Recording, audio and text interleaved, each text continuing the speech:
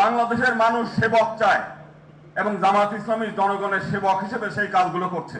ইতিমধ্যে প্রমাণ করেছে যে দেশের জনগণের আমরা সেবা করতে চাই এবং সেবা করে ক্ষমতা তাদের কাছে বড় চাওয়া না, সেটা অলরেডি জামাত ইসলাম প্রমাণ করে দিয়েছে। জামাত ইসলাম যে কার্যক্রম করেছে তার কাজ প্রমাণ করে যে একমাত্র বাংলাদেশ জামাত ইসলামই বাংলাদেশের একমাত্র সাম্প্রদায়িক দল, সেটা তারা প্রমাণ করেছে। আমরা চাই এই দেশ ধার্মিক লোকদের দ্বারা পরিচালিত হোক, এই দেশ আধ্যাত্মিক লোকদের দ্বারা পরিচালিত হোক, তাহলে এই দেশ সৎ এবং আদর্শ মানুষ গড়ে উঠবে। অন্য বড় দলে তাদের পাশে দাঁড়ানোর কথা ছিল অন্যান্যদের, কিন্তু সেই কাজটা তারা করে নাই।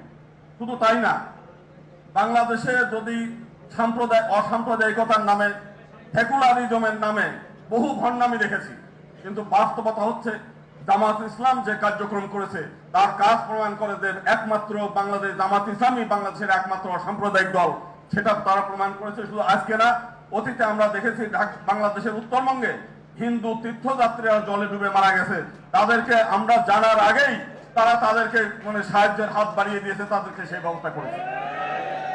আজকে আমাদের এই দেশের রাজনীতির কথা শুনলে মানুষের মধ্যে এই করে যে রাজনীতি করেন না। বাংলাদেশের মানুষ সেবক চায় এবং জামাত ইসলামী জনগণের সেবক হিসেবে সেই কাজগুলো করছে। প্রচলিত ধারার যে রাজনীতি, সেই রাজনীতি মানুষ এখন চায় না।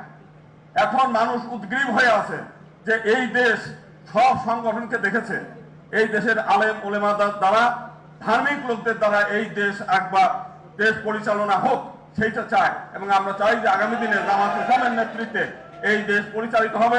রাজনৈতিক ক্ষমতা না, তারা দেশের সেবা করে ইতিমধ্যে প্রমাণ করেছে যে দেশের জনগণের আমরা সেবা করতে চাই এবং সেবা করে ক্ষমতা তাদের কাছে বড় চাওয়া না, সেটা অলরেডি জামাত ইসলাম প্রমাণ করে দিয়েছে।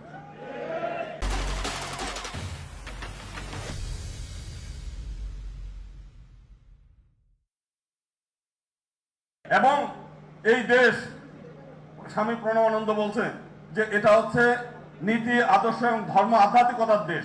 আমরা চাই এই দেশ ধার্মিক লোকদের দ্বারা পরিচালিত হোক, এই দেশ আধ্যাত্মিক লোকদের দ্বারা পরিচালিত হোক, তাহলে এই দেশ সৎ এবং আদর্শ মানুষ গড়ে উঠবে। আমরা জামাত ইসলামের আগে 2 জন মন্ত্রীকে দেখেছি যে তাদের বিরুদ্ধে নানান অভিযোগ থাকতে পারে, কিন্তু তাদের বিরুদ্ধে দুর্নীতির অভিযোগ আসে নাই। আমি আজকে আসার পথে একজন বলছিল যে একজন চোর, সে চোরও চায় না যে তার রুমের মধ্যে আরো 2টা চোর থাক, অসৎ লোক থাক, কারণ তার চুরি করার জন্য চুরি না হয়ে যায়। তো সেই কারণে বাংলাদেশের প্রতিটি মানুষ চায় যে একটা সৎ আদর্শ এবং সৃষ্টিকর্তার আইন দ্বারা এই দেশ পরিচালিত হবে, সেইটা চায় এবং আমরা সেই দিনের অপেক্ষায় আছি।